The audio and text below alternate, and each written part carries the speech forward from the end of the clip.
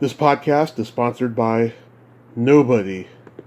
Hey dudes, this is Kathleen Kinmont, Kelly in Halloween 4, The Return of Michael Myers, and you're listening to Tommy Throwback Kovac on Splat from the Past. It's always good for a laugh. Hey dudes, welcome to Splat from the Past, the only 80s themed horror and sci-fi show where things could get totally radical. Now today, I will be welcoming Marianne Hagan. You all remember her from Halloween, The Curse of Michael Myers, the 1995 sequel, which was part 6. And I'm going to have her on the show today. It's been a long time coming, but I'm going to be talking to her today. She just seems like just the sweetest, most authentic person when I talk to her on Instagram. And I think we're going to get along very well today. You know, she guest starred on like every show back in the 80s/90s, you know, with Who's the Boss, Major Dad, Friends. She's been on Law and Order several times. She's had mostly a TV career, and Halloween, The Curse of Michael Myers was like the biggest movie she did. And it's going to be a pretty great conversation. She also wants to say a few words, you know, about Parkinson's disease, because her father just passed away from it, which is sad. And it's going to be an interesting conversation today. So yeah, here is my interview with Marianne Hagan. Hello. Hey Marianne, welcome to the show. How are you today? I'm great. Can you hear me okay? Yes, I can. Okay, good. Because I'm actually in my office, also known as my car. Yeah. So I just wanted to make sure that you can... I'm parked, though. I'm parked. I'm not going to, get into an accident driving if our conversation becomes too raucous. I've talked to a lot of people driving, so it's okay. Oh, good. This is such a great honor. Thank you for taking the time today. What? I said this is a great honor. Thank you for taking the time today. Oh, of course. No, it's my pleasure, really. I just wasn't able to do it earlier because I've just been, taking care of my dad and that, who I told you, texting that he passed away 2 weeks ago. Yeah, I'm so so sorry. Battle with Parkinson's disease, and so he was the most amazing father. Can't imagine having a better father. So I felt it was, time to pay it back and be there for him. So. Yeah, that's wonderful that you did that. I did the same thing with my grandmother. I took care of her 9 months after I graduated high school, for 9 months, and then she passed. And that was 20 years ago, and she died 19 years ago. And I miss her. I miss her every day, and I have a lot of regrets from that period. But we're here to talk about you. Oh, yeah, my least favorite subject. Yay! So, anyway, going back in time, I was reading that when you were 15, you won first prize in an essay contest that made its way all the way to the New York Times. Oh my goodness! You really did your research, Tommy. I do, yeah. I can't believe you know about that. Yes, indeed. I was, a junior in high school. I was 15. Mm-hmm. So, and there was an essay. Citibank was doing an essay contest for all public high school students from Westchester and Rockland counties in New York. And our English teacher gave it to us as, an assignment. And the prompt for the essay question was the 80s. New challenges, fresh answers. And so I just wrote this, I think it's kind of stupid now, but this essay. And I handed it in, and I didn't think about it for a few months.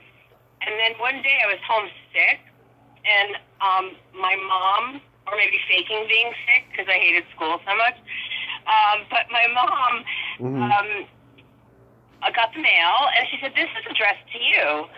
And so I opened it up, and it said I'd won first prize in the Citibank essay contest for Westchester and Rockland counties, and I won $500, which back then, and as a high school student, that was a lot of money.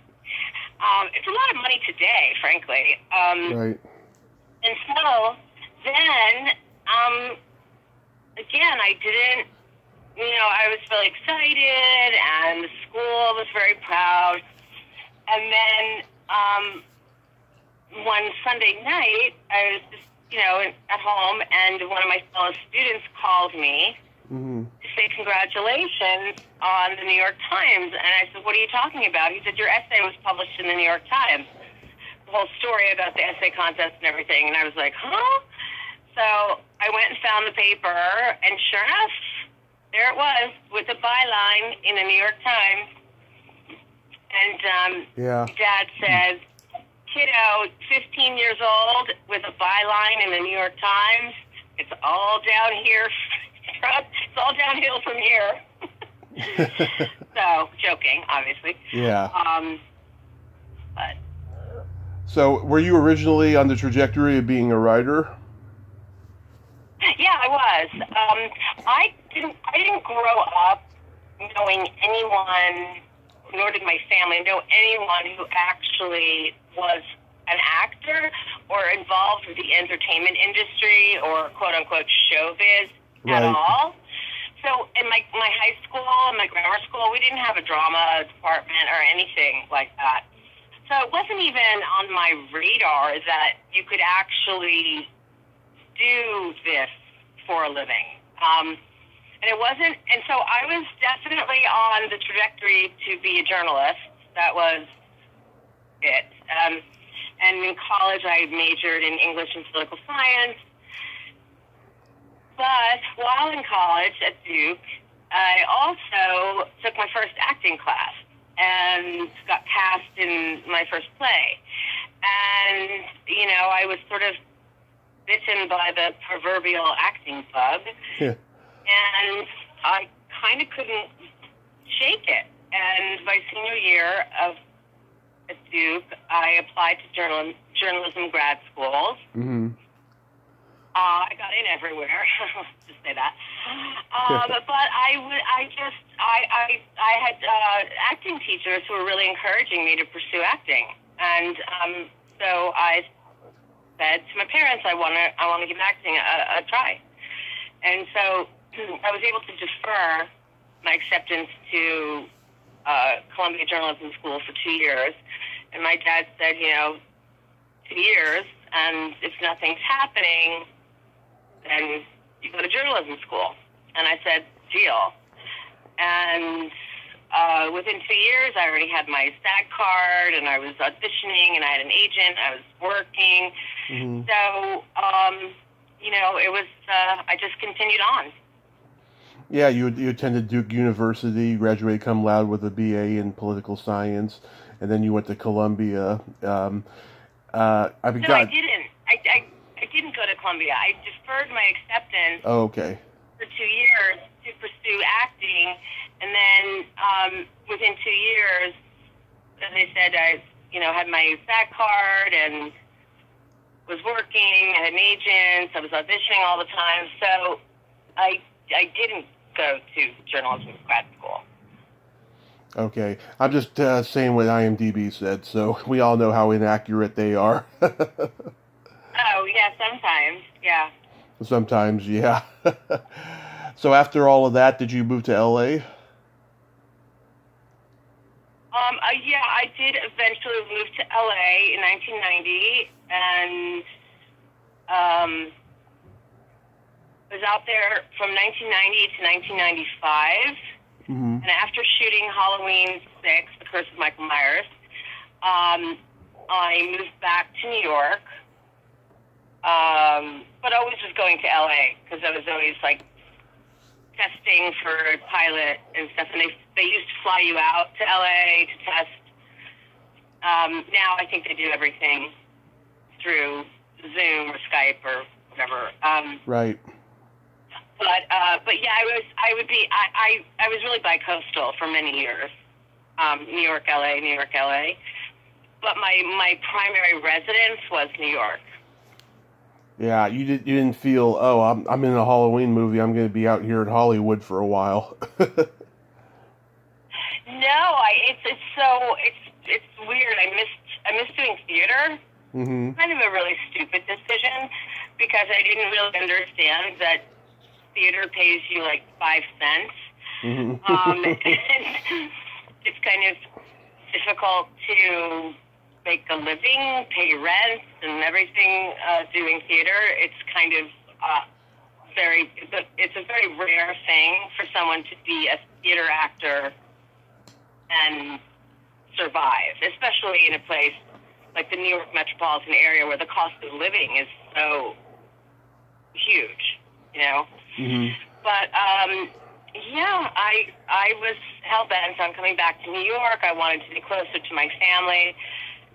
But like I said, I went back to LA a lot, back and forth. But, you know, my residence was, you know, New York City, and my family lived in Westchester, just north of New York City. So, you know, I was closer to family, and that was nice.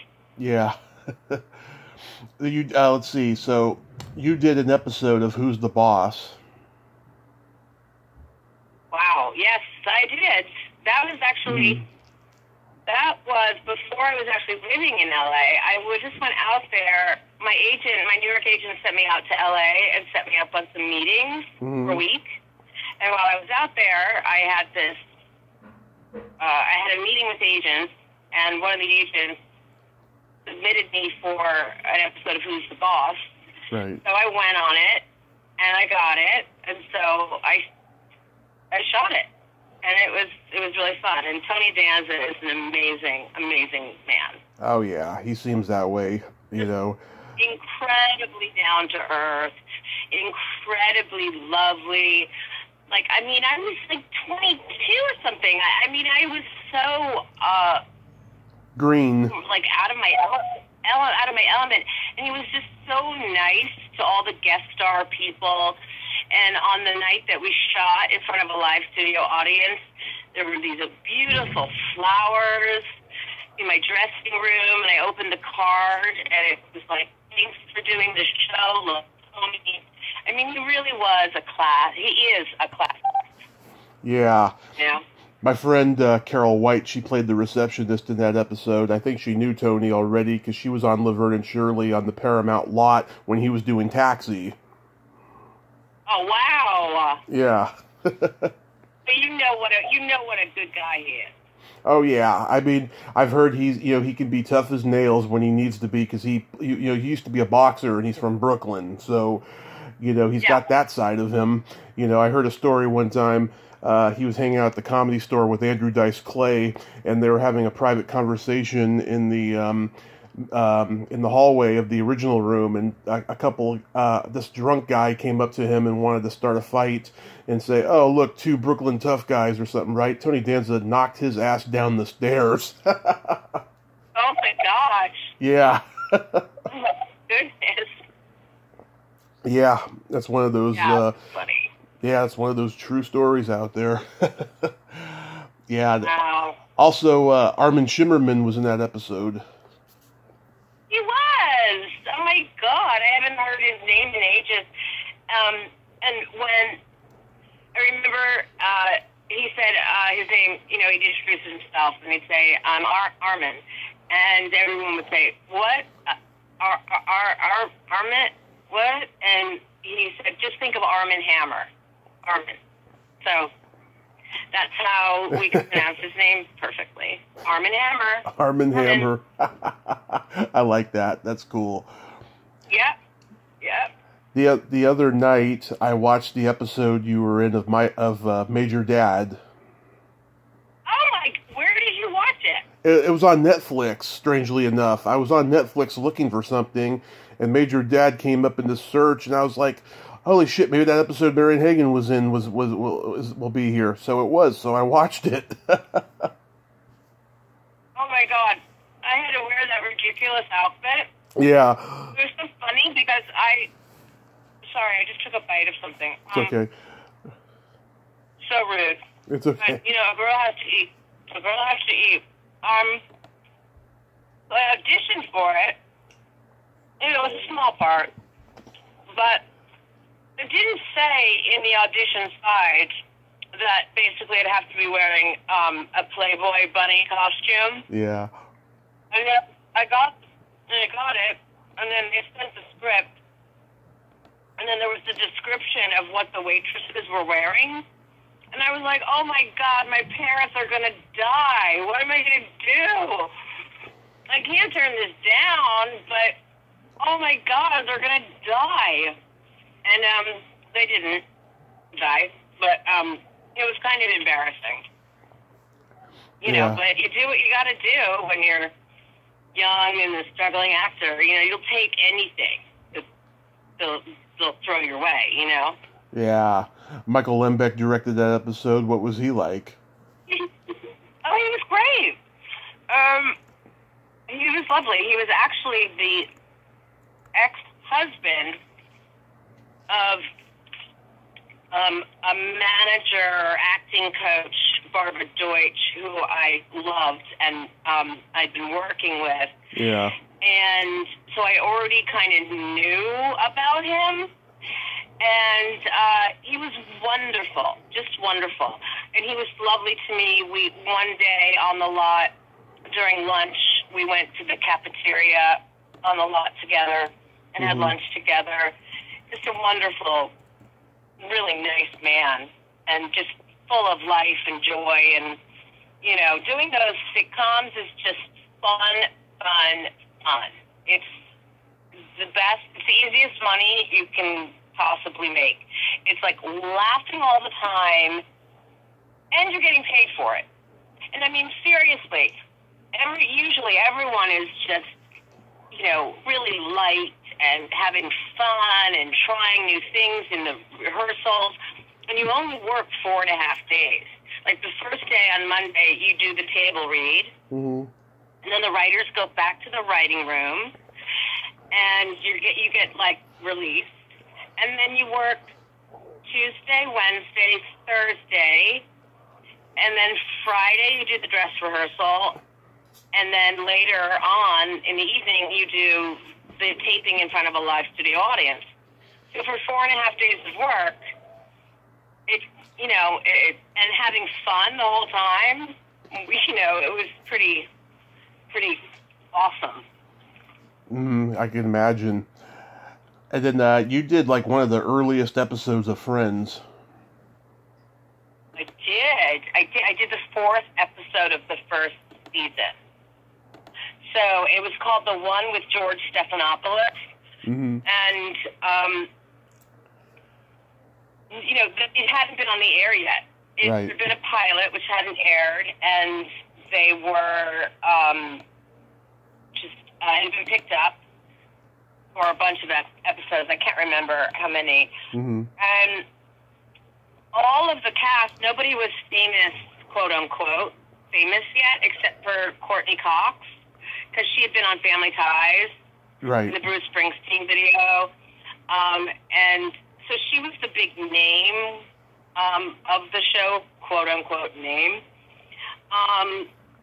But everyone was so nice and lovely, and Jennifer Aniston just couldn't be lovelier. And again, we just had like a ton of fun, and the legendary James Burrows directed that, so that was fun. Yeah, Sean Whalen played the pizza guy. I met him at the last convention before quarantine started. What convention was that? It was up in the Bay Area where I'm from originally. It was called It's called East Bay Comic Con. He was there that day.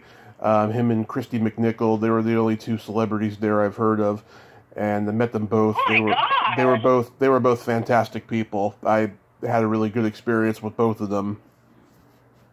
Is Christy McNichol still acting? No, she got out of that about 20 years ago. She's been retired because, you know, she was acting from the time she was born. So, like, you know, after, like, you know, 30, 40 years of acting, she just didn't want to be a part of it anymore, you know, and she's just doing conventions and signing shows now. Got it. Yeah, good for her. Does she still live in LA, or did she get out? I think she's. LA? I'm sure she's still there. I don't know. Because she's very private these days. So, you know, I can imagine she's there. She has a life. She has a life. She's got, you know, money that she can, you know, take out for a rainy day. You know, with all the. Oh, really? Okay. I'm sure she does with all the great work she did. You know, and I'm trying to get an interview with her brother Jimmy. Fingers crossed on that. Oh, right. Okay. Yeah, because she's like she's not doing anything show business related, not even interviews. She's just doing the signing shows, and that's it. Yeah. That's interesting. Oh. So what was the name of the guy who played the pizza guy that was on Friends? Sean who? Sean Whalen. He was in The People Under the Stairs, and he's been in a lot of indie horror films the last couple of years. Oh, cool. Yeah, you'd know him if you saw him. He's a short, skinny guy. He kind of looks like he'd be Steve Buscemi's little brother. Yeah. You know, now that I haven't seen that episode of Friends and age it in forever. Yeah. I don't even know how to find this stuff. I'm sure the first season is on. Now I remember him very well. I'm sure the first season's on DVD or Blu-ray or something. I mean, my parents have a video or DVDs of all the Friends. Yeah. But I don't even have a DVD player anymore because the guy who set up my CDs. Yeah. He was like, you don't need a DVD anymore, and I was like, you don't? And he was like, no. And I was like, well, how do you find everything? He's like, everything's on YouTube or Netflix or blah, blah, blah, blah. And I'm so tech stupid that I was just like, okay. And now I just want to put a DVD in the DVD player and watch something and not have to, search all over to find something. You know? Yeah. Let's see, then you worked with Mary Tyler Moore on the short-lived New York News. That must have been amazing. You know what? I didn't meet Mary Tyler Moore because the scenes were together. Uh-huh. I know. That would have been unbelievable. She's just, a legend. Spectacular in comedy and in drama because her performance in Ordinary People is just it's unbelievable. It's so brilliant. Robert Redford had such vision because she was only known as doing comedy, and he offered her the role, and she was just like, "What, me?" And he saw something in her. He knew she could do it, and she was nominated for an Academy Award, I believe, and she didn't win it, I don't think, but she was nominated, and that movie still stands up to this day. Yeah, I mean, it was really quite different. Yeah. I did a couple tributes to her last year. I talked to a historian who wrote a book about her, and then I talked to Ed Asner, and I asked him, I said... Oh, Ed! Yeah, I said to him, what can you say about Mary? She's been gone for a couple years now, and he says, wow, it's been that long? And then he says, she was a brilliant lady, brilliant performer, and then he left it at that. One thing I learned about talking to big stars, they don't open up to you unless you're Barbara Walters or Larry King, and he wasn't going to tell me about the tension they had, so he just left it at that. Did they have tension? They did, yeah. He said that, she didn't want him for that role, but, they convinced her that he was right for the role. And, I mean, they did have a good working relationship, but then, of course, there were times when they disagreed on stuff like all actors do, especially when you're on a hit show. You know, everyone wants to take over the show all of a sudden, you know? Right. Yeah. My dear friend, the actress Johanna Day, she did a play with him about the Holocaust and traveled all around the country with it. Right. And she loved him so much, and he loved her back. I mean, he said, "What a broad! What a broad!" And so she was very heartbroken when she saw the news that he had passed away, because he was just, you know, a real no BS kind of person. Right. And they had a wonderful working relationship. Yeah, we had, it started off pretty slow. He was giving me a lot of short answers, and then we really bonded when I talked about autism, because he's got an autistic son, and I have Asperger's syndrome, and we were talking about that, and the interview it ended really strong. In fact, he made a Bowdy joke that like went over my head, and someone had to explain it to me later. I said to him, "Do you have any upcoming projects?" And he said, "You don't know her." Oh my God, that's hysterical. I almost didn't get it either. Yeah. Wow. I had someone had to explain it to me later, but like him and his publicist who set up the interview, they were both just laughing hysterically, and I was like, "Come on, guys, tell me, what does that mean?" Oh my gosh. Tell me, having Asperger's, do you watch the show The Good Doctor? And if so, do you like it or not? I don't watch any TV these days, specifically reality TV. I don't. You know. Well, it's not a reality show. It's on ABC. It's about a doctor. Oh, okay. Who has Asperger's, and it's played by it's British actor Highmore is his last name. But he was interviewed last night on Jimmy Kimmel. But he plays someone with Asperger's, and I was just wondering how you felt about that, and if you liked the show or not, if you could relate to it or not. Yeah, I haven't seen it, but I'll tell you, it's the third show that's been on that has that name, The Good Life, in the history of television. No, it's called The Good Doctor. Oh, The Good Doctor. I'm sorry, The Good Doctor. Never mind. Yeah. Yeah, it's a medical show, but I really like it. I think it's really good. Oh yeah, look it up here. It's been on. Oh wait a second. No, that's a movie. Yeah, I was. All right. I'm curious now. Now I want to see it. Oh yeah, and let me know what you think of it. I'm just curious. Freddie Highmore. Okay. Yeah, the actor himself does not have Asperger's, but someone with Asperger's, and I was just wondering if it was like you having Asperger's, if you were like, not buying it at all, yeah, or if you liked it and could relate to it. So, anyway, check it out when you can. I will. And also, too, Madeline Kahn was in that episode you were in. Did you at least get to meet her? Of New York News? In New York News, yeah. No, and you know what? Like, that show was only on for, like, one season, right? Yeah, just, like, maybe 13 weeks or something. Yeah, it was shot in New York, and I had just kind of been living back in New York, and so I'd done a Law and Order or two, and, yeah, I did that show, but then it didn't last, and it was such an amazing cast. Everyone thought it was going to last, and back then there weren't that many shows shooting in New York, so if you were an actor living in New York, you really wanted, any job that shot in New York.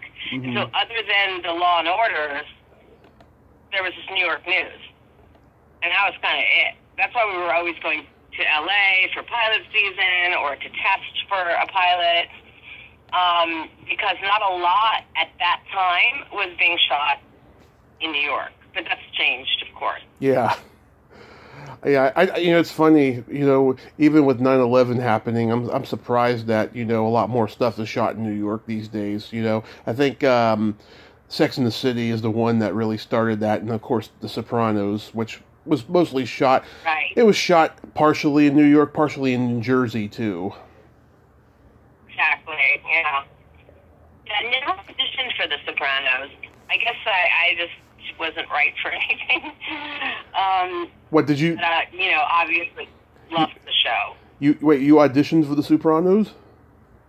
No, I did not. I never did. Oh, okay.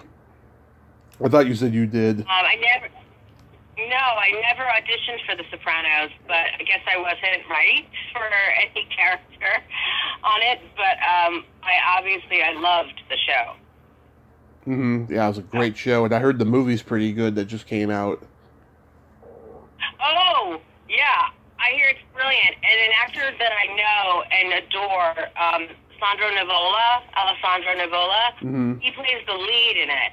And apparently he's amazing, and this is the role that's really going to catapult him, into superstardom. Yeah. Yeah, and I'm so thrilled for him because he's not only an amazing actor, he's just an incredibly lovely person. I don't know him that well, but just he's sort of my age and coming up, through the years in New York, acting. He would come to a play I would be in, and he would wait afterwards and, just be so gracious and complimentary of everyone in the cast. He just is, he's pure class. Let's put it that way. Mm-hmm. So I'm really excited for him, and I'm really excited to see that movie. The Many Saints of Newark or something? Something like that, yeah.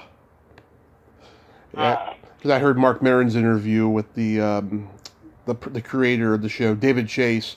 They talked about it. They shot the movie the summer before COVID, and it was supposed to be out last year, but because of COVID, it's getting released now.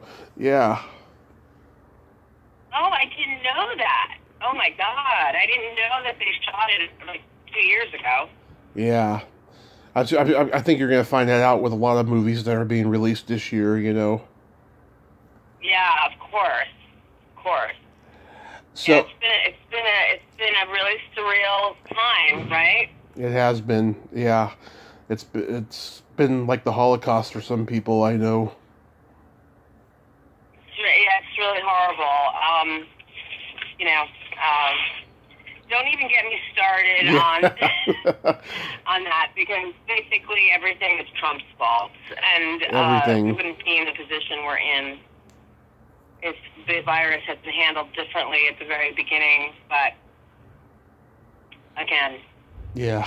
I'm sorry if you're a Trump supporter. I'm not. I am not.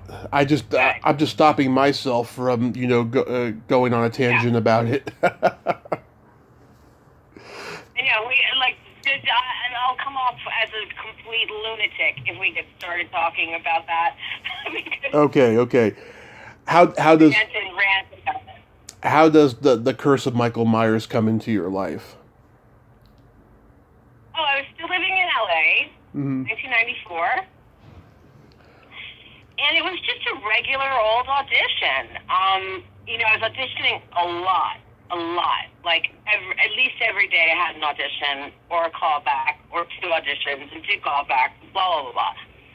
So, this role just came to me as an audition, and I was not a quote-unquote horror fan. I didn't know much about horror movies. I had seen, when I was really young, I'd seen Halloween 1. I'd gone to the movie theaters with my sister who was in high school and her friends, and we saw Halloween 1. And I remember it being absolutely freaking terrifying. But I hadn't seen any of the sequels. So I just went in and I did the audition, and then I got a call back, and I did that. And then I had a final callback, which was they call it a chemistry read. Right. And that was with Paul Rudd, just to see if he and I had chemistry, on screen together. Back in the days, they used to call that a screen test. Yeah, but not as fancy. Like, no studio to do your hair and makeup and costuming. Yeah. But, just in a fluorescent lit casting room with a video camera. And then I found out I got it, and I was like, oh my God. And I loved the role so much because I was able to read the whole script, and the role of Kara had been written so brilliantly by Daniel Farrens. Right. And I really got invested in wanting that role. So when I got it, I was so thrilled. But then it was really short notice. We were going to Salt Lake City, like, in a week to shoot it. So I had to go to Blockbuster and rent all of the Halloweens to get up to speed in what the heck is going on with this whole franchise. And everyone said to me, don't rent Halloween 3. It doesn't make sense, and it's not going to help you with the trajectory of the whole story. I don't know if you agree with that, but was it Halloween 3 Season of the Witch or something? Right, and Stacey Nelkin, who was in that, is a good friend of mine, and even I've had this conversation with her. Yeah, that was so uncalled for to like change the whole formula of the Halloween universe with that movie. Yeah, that's what everyone told me, and even Donald Pleasance, once I met him on the set, just was like, don't ever watch 3. And so I really I don't think I've ever seen it, but like, I just had to do my studying very quickly because it was really short notice, and so I just had to learn what the whole, from 1 to 6, who these different characters were and how it all connected and stuff like that. Yeah. I mean, it's a good movie overall, but it's not Halloween. And if you go into it knowing that that's a Halloween sequel, you're going to be disappointed. So, but if you can check out of it, that it's a Halloween movie and it's a completely different thing, you can enjoy it more that way. And this was the last one. This was the last one John Carpenter was involved in for a long while, and so it's kind of like a typical Carpenter movie from that time. Right. Interesting. Okay. So I got involved with Halloween 6 because I was living in LA in 1994. I believe they only cast out of LA. Mm-hmm. And so I got it, and then went to Salt Lake City. It was in October, I believe, end of October. We shot till the beginning of December. Right. And then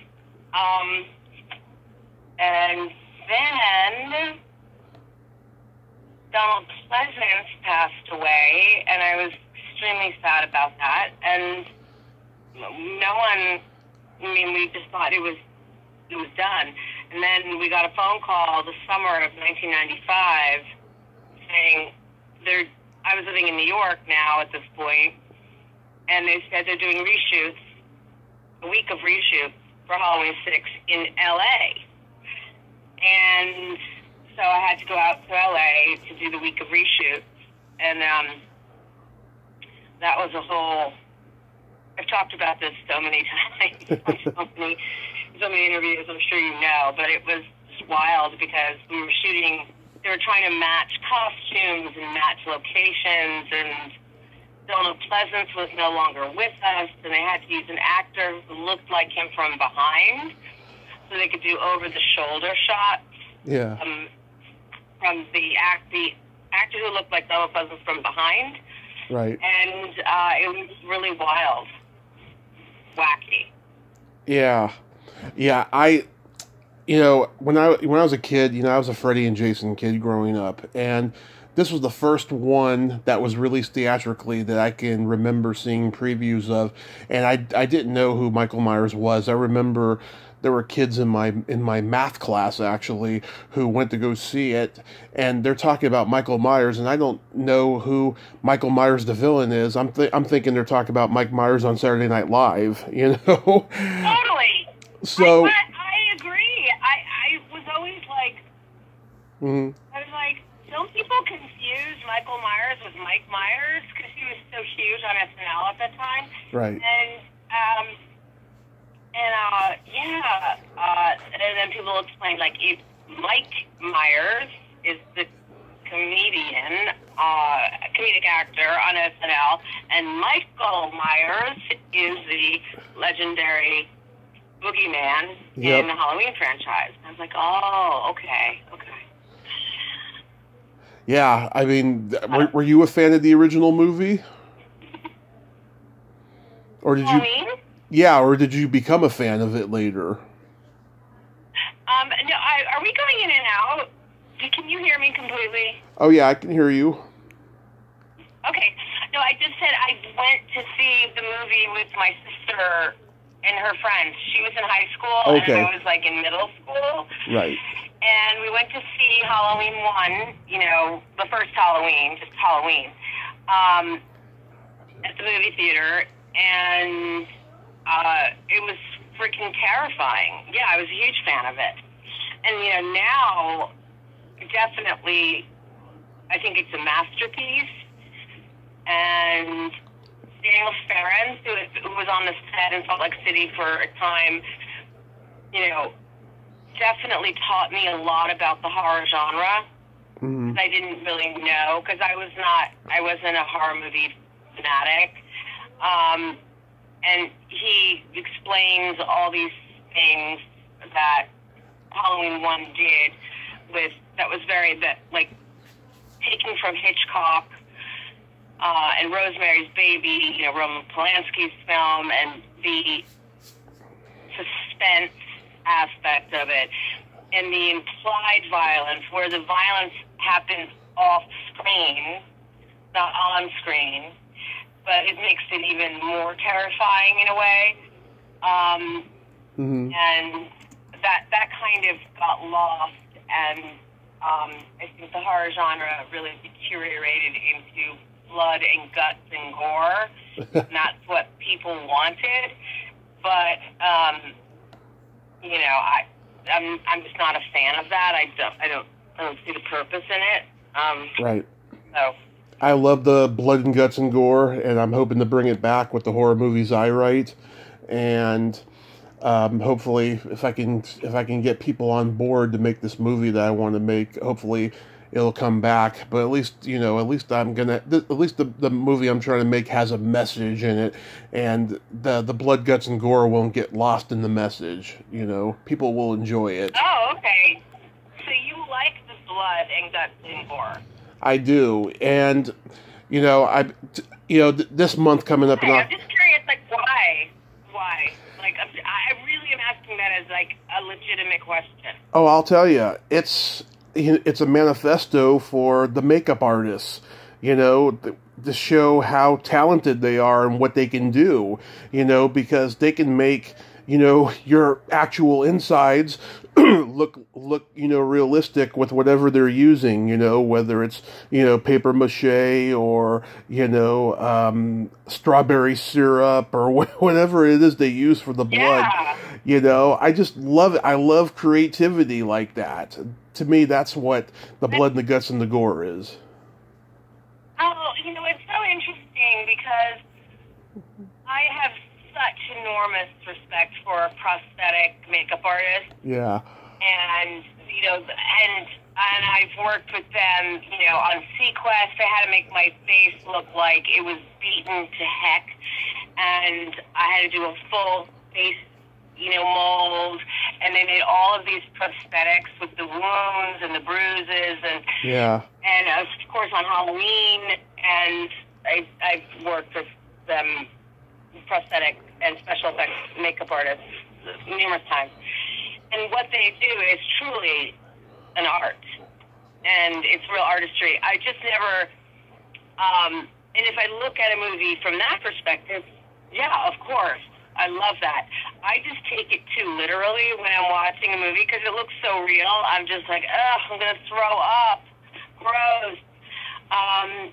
But yeah, that's interesting. So you like it because it's a sort of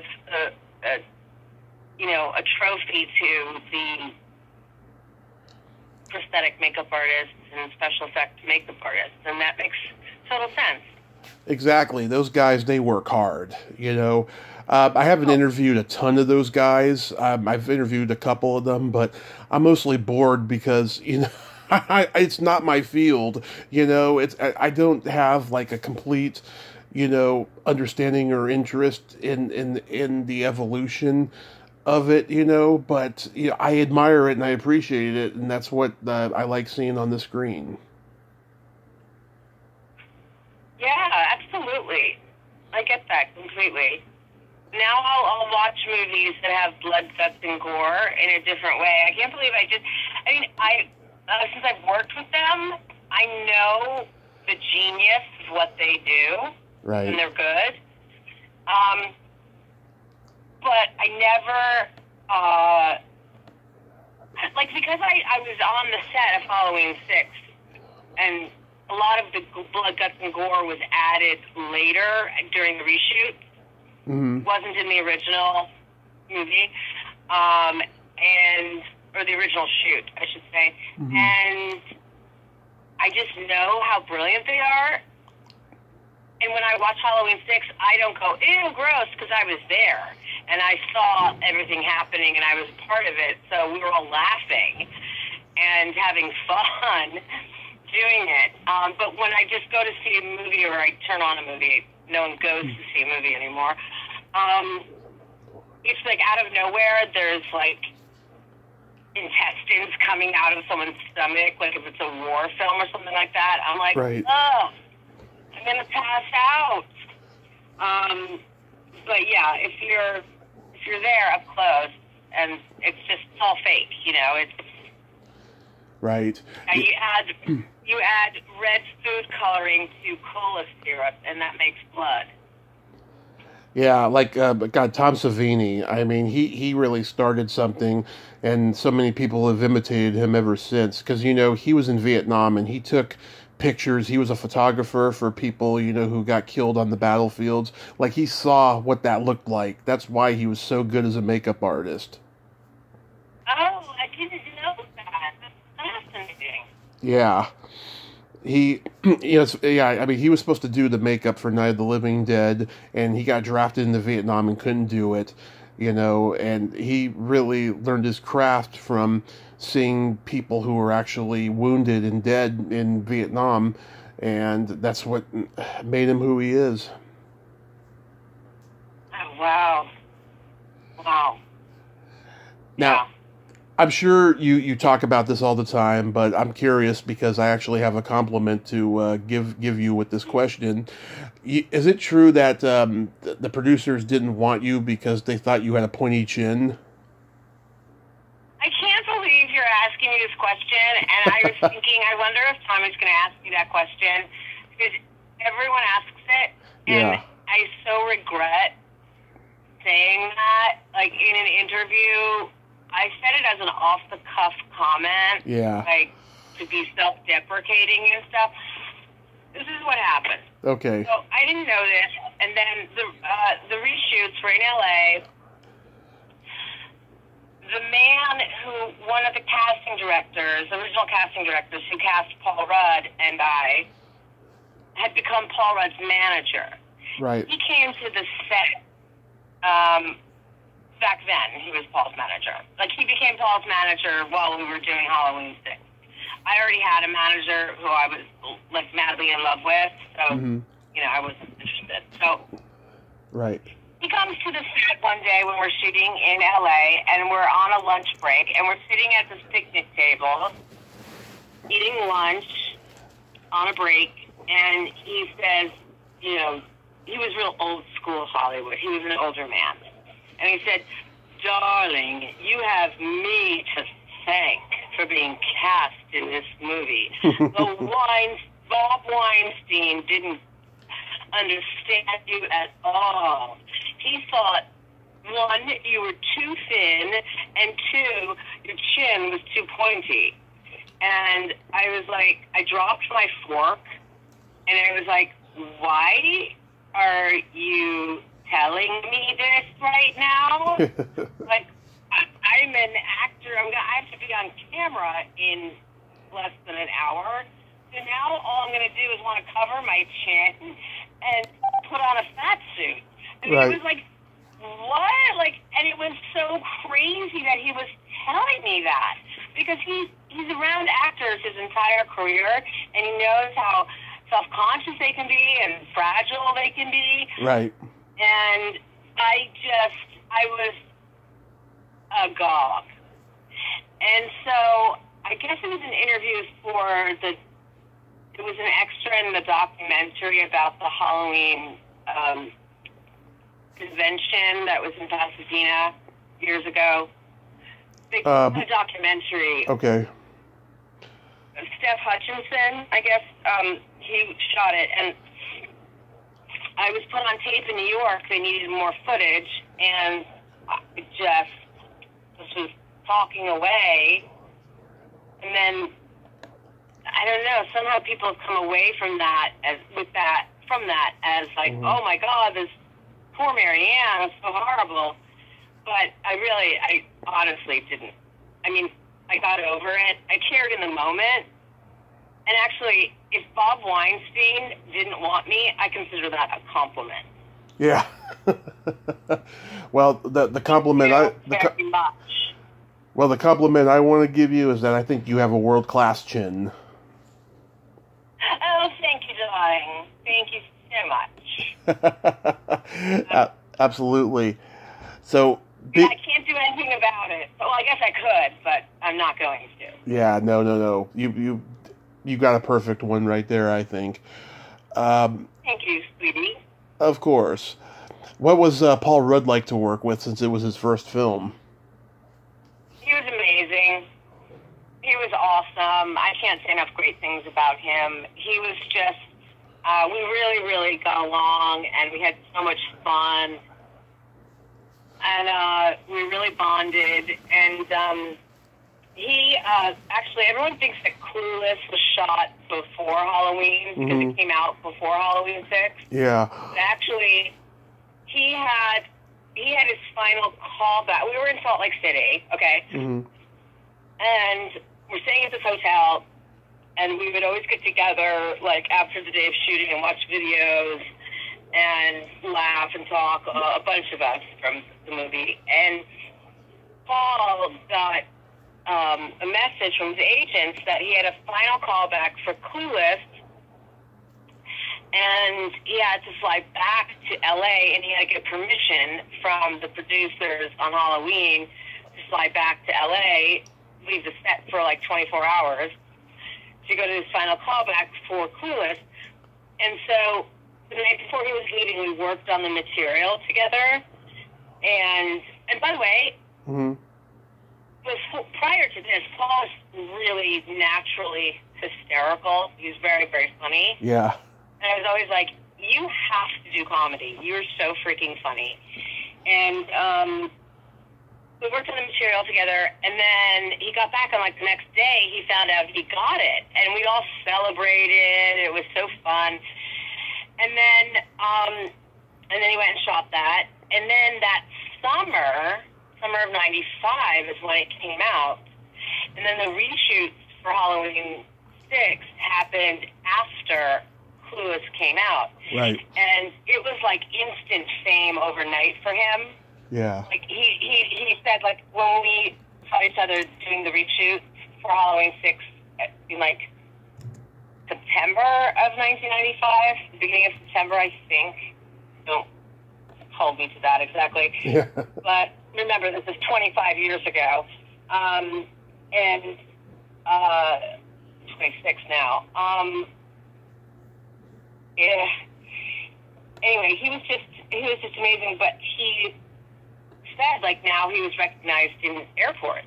Mm-hmm. And it was just such a huge adjustment, you know, Mm-hmm. because that would really freak me out if I couldn't go through an airport and not be like mobbed by people, you know? Yeah. And it's like he was just famous, so it's not like he was flying private jets or first class. You know, he was flying regular, and people were recognizing him from Clueless, and he was just mobbed, you know? Mm-hmm. Right. And then Donald Pleasance, he was sick during filming, right? Well, we didn't know it at the time, but looking back on it, you know, as always, hindsight is 20/20. Looking back on it, it was clear that he was frail. He was walking with a cane, and they had to add that into the character of Loomis, Dr. Loomis. Mm-hmm. He walks with a cane because Donald Pleasance in real life was walking with a cane. And he was always in his trailer with his wife, I believe it was his wife. But she also just seemed like his caretaker as well, as often family members do become caregivers. Yeah. You know, their loved ones, as we know. Yeah. And, but no one said, oh, he's, you know, has heart disease or he's, you know, not well, quote unquote. I just figured he was just elderly, you know, and a movie schedule was grueling. Mm-hmm. So, it was so cold in Salt Lake City. And, but he was such a sport and such a champ, and I was so in awe of him. I idolized him. And I was so nervous when I was around him, because when I'm around, like, someone who I really idolize, Yeah. my heart starts pounding out of my chest, and I can't talk, and I can't talk, and I don't know what to say, and I'm just nervous and awkward. So I was kind of like that with him in the beginning, but he was so lovely. You know, he put us all at ease. Right. And, it's very, very funny. Now, the scene where you get slapped, was that a lot of takes?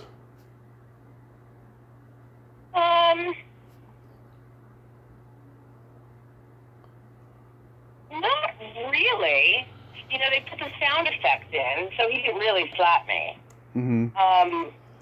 So, you know, it was just him, you know, Brad English just waving his hand, and then I had to snap my head back really quickly as if I was slapped. And the way they did it was, you know, the shot before I get slapped, I don't have blood in my nose, and then I wing my head around like I've just been slapped, and then I come back, and the makeup artist had put blood on my nose, and so it wasn't, I don't think it was that many takes, no, because he didn't really slap me, and if he did really slap me, it wouldn't be that many takes, because there's actually union rules about that. You can't just physically abuse an actor take after take after take.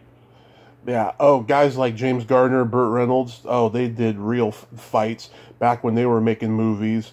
God, they all had so many injuries from doing that. You know, that was back when, God, movie star men were real men. Nowadays they're pussies because they're PR people. You know. Right. Well, you know, Paul and I did a lot of our own stunts. I did not do the stunt flying out the window, obviously. Yeah. Because I'm not a stunt person, so I'm not trained to, so it wouldn't be allowed, even if I wanted to do it. Yeah. It would make me crazy. But since I'm not crazy, I did not want to do it, and they brought in a stunt double, and they put the same outfit on her and a long red wig, and I think it looks like me. Yeah. I talked to a lot of... my very own mother. Yeah. It's me. Oh, Marianne, my favorite my favorite part of the movie is when you go flying out the window. And it was like, Mom, that's the one part of the movie that's not me. Like, what are you talking about? Thank you. Yeah. I'll give your compliments to the stunt double. Yeah, I've talked to a lot of female stunt performers. My God, they're just so admirable of what they can do. It's amazing. It's crazy. It's amazing. Yeah, but they do end up like very badly wounded, and like football players. Mm-hmm. There's a shelf life for their careers because they do get wounded. I mean, they know how to fall to not hurt themselves. Yeah. And to do stunts without hurting themselves, but sometimes things happen. I played football in high school. I know. Did the movie hinder your career at all? Do you think? In what respect? Like, I mean, back in those days, horror was like the bastard stepchild of the industry. And, a lot of TV actors, they couldn't get in, normal A-list movies. They had to do horror, science fiction, and all of that and stuff. But because this was like the sixth, Halloween movie, and, there's a lot of people that didn't like it, I mean, did it hinder you at all? I mean, was the phone ringing after that, or did it stop for a while? I can't really gauge it because I had moved back to New York. Mm-hmm. I was definitely, you'd have to ask other people that, like casting directors or producers.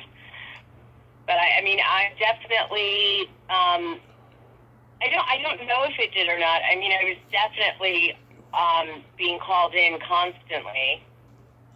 But I was living in New York, so I was auditioning for a lot of TV pilots, indie films that were shot in New York, in theater. But the TV pilots, I was auditioning and testing all the time, and I shot this amazing pilot that was really fun. It was a sitcom. It was called the Gail O'Grady Project. Oh, yeah. And it had been picked up for 6 episodes, and so I was planning on going back to LA October 15th, and then October 1st, I got a call from my manager saying they're not doing the 6 episodes. Oh boy! And we were like, what? And it was all very mysterious because it had been picked up for 6 episodes, but then there was just all sorts of excuses given, like the Fox sort of change of the guard happened over the summer, and there was a new head of the studio, and they said, like, basically he just dumped everything that had been approved by the the previous president. Mm-hmm. And then we found out later there was more going on to it, going on, but I'm not going to talk about that. Yeah. You did several episodes. You've done several episodes of Law and Order. Do you like working on that show? Oh yeah, it's great. I mean, as a New York actor, it's like how we pay rent. It's shot in New York. It's a brilliant show. Everyone who worked on Law and Order SCU and Law and Order Criminal Intent, they're all just incredible pros. They're really awesome. Yeah, I remember, God, there was a period, the first few weeks I was out of my coma during my car accident. I was watching a lot of TV, a lot of Law and Order. I would be taking this pill, I don't know where it was, and it would put me out for like an hour or so, and then I'd wake up, and then Law and Order would start, and I would just hear that music. Yeah, boom, boom, boom, boom, boom. Yeah. It was like clockwork every day. Yeah. What? So you wrote this book, Victoria Hagan, Interior Portraits. What's the genesis behind that? Well, Victoria Hagan is my sister, mm-hmm. and she's an interior designer. and she was doing her first book, and because she thought I was a good writer, and she said, "Can you write the text for it?" You know, it's a large one of those books that goes on a coffee table. Mm-hmm. So there's text that accompanies the photos. So I wrote the text for it. Like, so it's not like I wrote a novel or I wrote, a biography or something. I got the job because I was her sister, and I needed the money. So, she pays a lot more better than, Yeah. most jobs. So, anyway, that was the genesis of that. Nepotism. Yeah. And you guys went on the Martha Stewart show, right? Mm-hmm. We did. We were on 2 episodes. We were on for like National Sisters Day or something like that. Yeah. And that was fun. And Martha Stewart is wonderful. Mm-hmm. She's a real pro and very warm and nice, and surprisingly, there's no airs going on with her. Yeah. She's surprisingly very real and down to earth. I know Some people wouldn't imagine. Yeah, you expect her to be kind of a diva because of all that stuff you hear about her, and the fact that she did some jail time and all of that stuff. It's pretty interesting. But then you see her do the show with Snoop Dogg, and then that's like, and the way she is on all of her interviews. Yeah. With the talk shows, like she does stuff like she takes shots of bourbon and just like has a real good time. And she was hysterical. Pairing Snoop Dogg with her Right. was a genius move, because you can't think of 2 people more opposite, right? Right. In every way. And they got along like a house on fire. And it's fascinating, and it's so much fun. Right.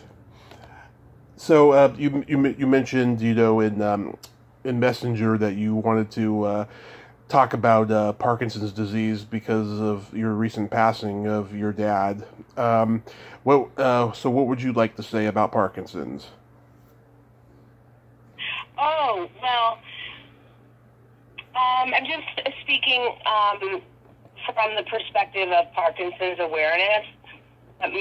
Most people are not aware or know anything about Parkinson's disease, and nor should they.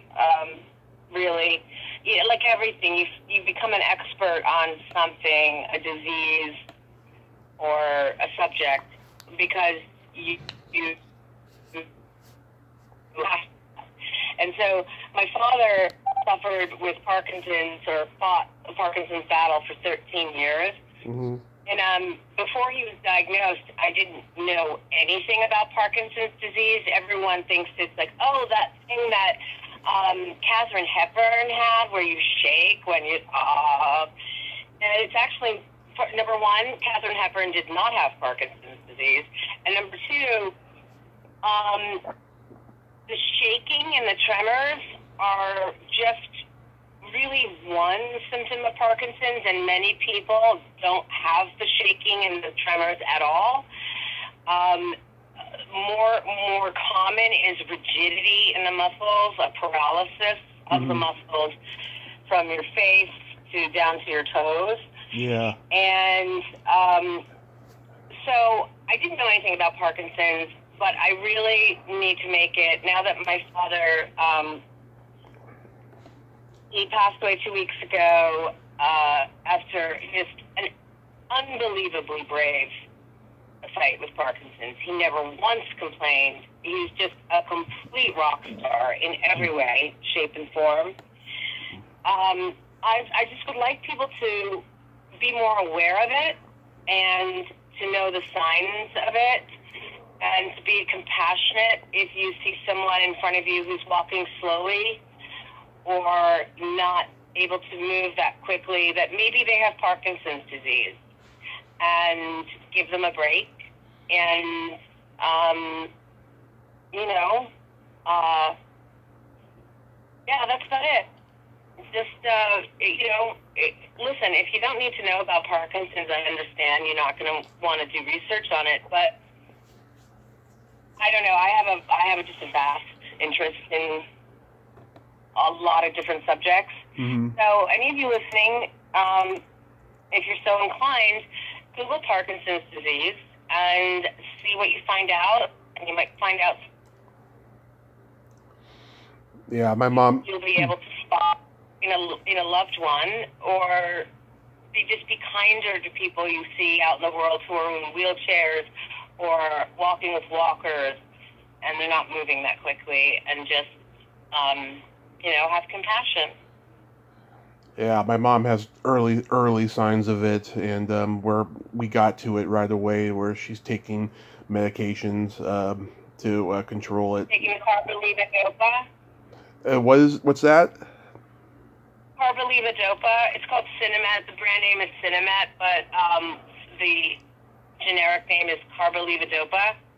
I don't know if it's that. I don't know. I'm not drug savvy, you know. Well, I only know this because my father had Parkinson's. I never had heard of the drug before. Yeah. And to this day, I wouldn't know of it. But, no, I was just wondering, because that's considered like the gold standard. It's not, that's just the medicine that's considered the quote-unquote gold standard of treatment. Mm-hmm. But there's no cure, and there's really, there's just not that much progress that's been made. Because carbidopa, brand name Cinemet, came out in 1975, and you think of how much progress they've made in treating cancer and treating AIDS and so many other diseases, and it feels like Parkinson's has just been very slow to advance in the treatment. But, I'm so happy that you caught it early, because that's really important, and that's really wonderful that you and your mom and her doctors caught it early. Yeah, my mom's got a lot of things. Yeah, my mom's got a lot of things wrong with her medically, but it's a good thing we got to this one first and foremost right away. Absolutely. So during this time of COVID, I mean, how are things been over there in New York for you? Have you done a lot of Zoom auditions and all of that stuff? No. I mean, not a lot at all. I've mainly been focusing on taking care of my dad and helping my family, and there's been a few Zoom auditions. For the first, 9 months, nothing was happening. I mean, theater shut down, nothing was in production. Mm-hmm. So there was nothing to audition for.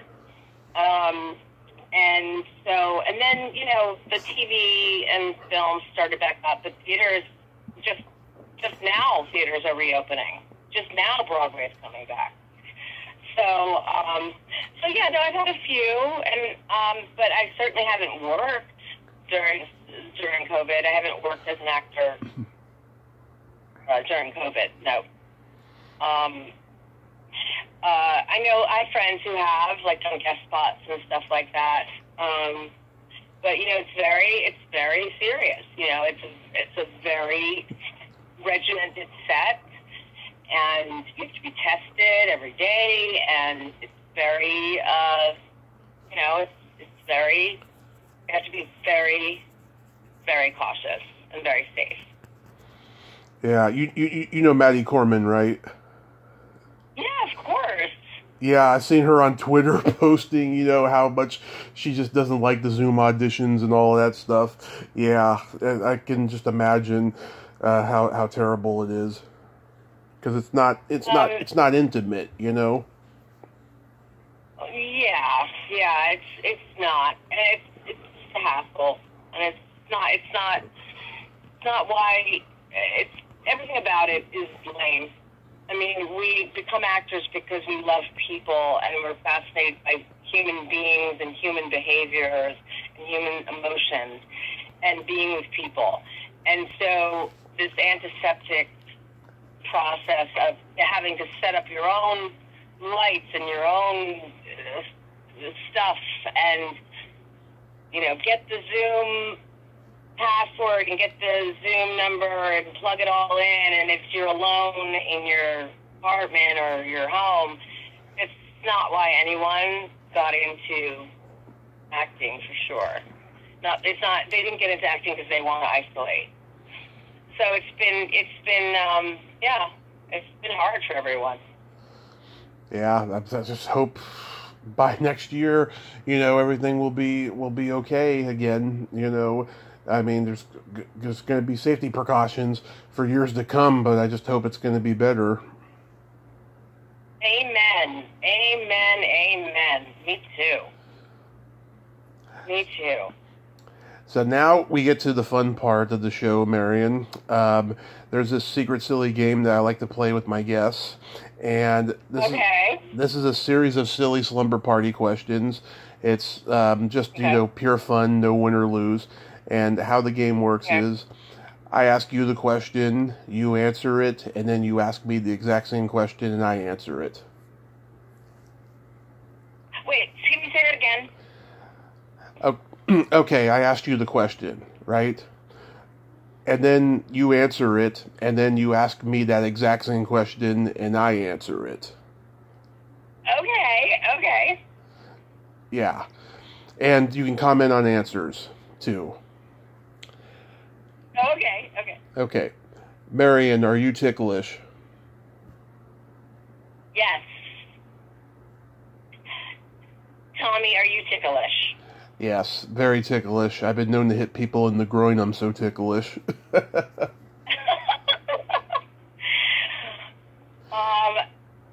can I ask? Okay, I won't do a follow-up. Okay. Hit me with the next question. Okay. What's your favorite part of the body? It could be anything. Oh my God. Such a bizarre question. Favorite part is the body. On myself or on other people, or? Yeah, it could be anything. You know, yourself, anybody. I guess the neck. Or hands. I like hands. Okay. I've talked to many people who say the neck or the hands. Oh, okay. So I'm pretty common. So, Tommy, what's your favorite part of the body? I've only talked to maybe one other person who said this too. My favorite is the belly button. Interesting. Okay. Some people don't have a belly button. Yeah, some people are born without them. I interviewed this one actress. She had a huge outie when she was born, and she had to have it corrected, and now she's just got a scar there. She doesn't have a belly button at all now. And the women who have tummy tucks, they all lose the belly button. Yeah. Right. Okay. Yeah, she sent me a baby picture of herself, and then she sent me a picture now. I was like, oh my God, there's you can't see anything now. Wow. It's crazy. Yeah. What color are your toenails painted? Oh, it's this color called imported bubbly. And right now, a lot of times I do red. But right now, I have on this color called imported bubbly, and it's like a shimmery, beige-ish, kind of pinkish color. Mm-hmm. Tommy, what color are your toenails painted? They haven't been for 2 years, but I'm going to an event. I'm going to a Comic-Con next week, and I'm going to paint them lavender purple. Excellent. What Comic-Con are you going to? It's Powerhouse Comic-Con in Alameda, California. And there's about 5 of my podcast guests that are booked for it. And the guy who runs it, the guy who runs it, he had a convention last weekend. I was supposed to host panels for him, but I had to drop out because my mom had a procedure done. And plus, I don't like the one celebrity I was familiar with that was booked for it. He's a wife beater, and I don't want to be on the same stage as him. Okay. All right. That's a good reason. Yeah. So, yeah, hopefully next year I'll get to host a panel for him. I would love to do it for this one, but it's too late already. Yeah. What would you say is your best personality trait? Yikes. These are hard, Tommy. They're not that hard. I play this They're game hard. all... I don't know. Oh my goodness, it sounds so conceited. They're like, oh, this is what I like about myself. My best personality trait is that I'm gracious. You are very Very gracious. polite. You are. You are very gracious, I have to say. Okay, so Tommy, what is your favorite personality trait? Not favorite personality, my best. I think I had this wonderful mixture of having empathy, but also having no filter at the same time. I love that. I love that. Yes. Believe me, I've gotten into a lot of trouble for having no filter. Oh, me too, but I don't give a fuck. I'll just be myself. I agree. Amen, amen, amen. It's better to be that way. Yes. And then my favorite question, is there a stinky smell that just makes you gag? Of course.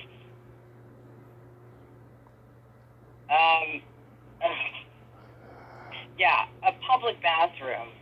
It's very, I can't, like, stay in a public bathroom for more than, like, a second, generally. And it's because, like, my gag reflex just starts involuntarily going, and I have to, like, run out. So it's tricky when you're out, you know, doing something all day and you can't handle being in a public bathroom. Mm-hmm. You know, for all the obvious reasons. So, Tommy, is there a particular smell that makes you gag? It's either farts or feet. Yeah. Well, the farts is kind of the same with me because that goes along with the public bathroom situation. Right. But, yeah, that's kind of what I was implying when I said public bathroom. Because also, gross, I can't even talk about it, it's making me gag. But, yeah. Well, your feet shouldn't smell.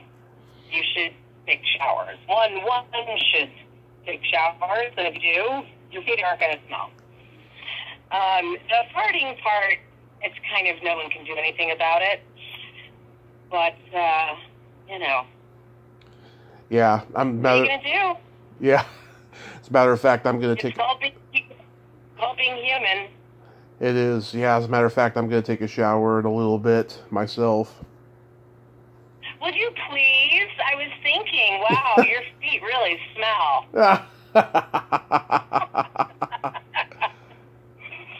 Tommy, take a shower, man. I will, I promise. I'm just teasing everybody. As you know, I'm 3,000 miles away from Tommy. Yeah. So, I can't capture how his feet smell. Yeah. So, I have a couple jokes for you, because I tell jokes at the end of the podcast. Okay. You know the difference between a golf ball and a G-spot? No. A man rather spend 20 minutes looking for a golf ball. That's funny. I love that joke. What do you call a boy that doesn't masturbate? I have no idea. A liar. I love it. That's good. That's good. Yeah. I'm going to tell my mom these jokes, not the G-spot joke, but I'll tell her I don't know if I can tell her the masturbating one either. Well, if your mom's not easily offended, then she'll probably laugh her ass off. No, I can't talk about sexual stuff with my mom. I mean, she would fight. I mean, she's just Catholic and P4, and she would think it was in bad taste. But anyway, so do you have another one for me? Let me think. I mean, you could tell your sister. You could tell your sister the jokes. Yeah, I can, and I can tell my friends. Oh God, this is so awful. Oh no. Okay. A Catholic priest says to his neighbor, "Top of the morning to you. I heard the ice cream bells ringing, and I felt like a kid again." And the neighbor says, "Careful, Father. They got cameras everywhere now." I don't get it. The pedophile priest, and all of that. Yeah. Yeah, that's what it's a reference to, because he thought. Oh, okay. Yeah, he thought he was going to the ice cream truck, Just like you didn't get that joke, people had to explain it to you. I needed you to explain this one to me. Yeah. Yeah, it's not often, but occasionally I have to explain my jokes. Well, I'm glad I was the exception. Well, Marianne, I want to thank you so much for coming on today. This has been a lot of fun, and I have to say, I like you a lot. You're a very awesome person. Oh, you're very sweet. I think you're an awesome person, too, and thank you so much. This was really fun. Yes, my pleasure.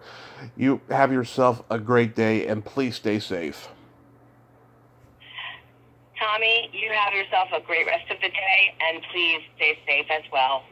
I will. All right. Take care. Bye-bye. Bye. Well, there you have it. Marianne Hagan. Ain't she a sweetheart? What a great fun lady, and I'm glad we could have this conversation today. Well, until next time, this is Tommy Throwback Kovac saying there's no shame in living in the past, because the present sucks. Later, dudes.